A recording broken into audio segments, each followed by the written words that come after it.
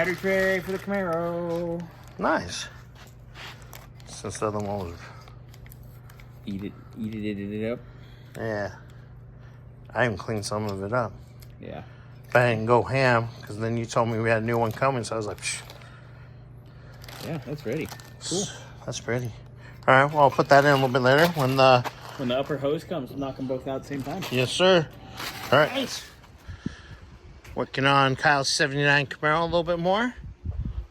We got, well, you already got everything. We got a new battery tray. In, bolted in. Somebody forgot to video, but that's okay. It's in, battery's in. We'll get the brace that goes across, or somebody has one. He's getting ready to do the upper hose. And he told you what's up with that, right? All right, well then I'll do a quick video when he's done with that, filling the coolant back up, and yeah. All right. Well, Xander made fast work of this. Almost all the way on. It's all the way on. This is definitely a lot better than that one. Yeah, it's not even gonna need to be cut. Where is the mark? That's the radiator end. You can see where it's been hitting, right there.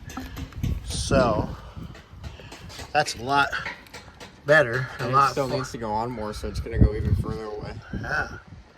So he'll get that finished, clamped down, and we'll go from there. Put like teeny bit of coolant. Little itty bitty coolant. Well, probably could wait until the coolant until tomorrow. Because we're still waiting on a couple things. I know we're waiting on the new rims. So, all right, guys. Let's end that. All right. Got our gaps.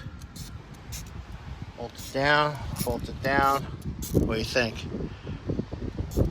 All right. He says good enough for government work. So, we'll fill this up tomorrow. Let it run. Burp the system. And go from there.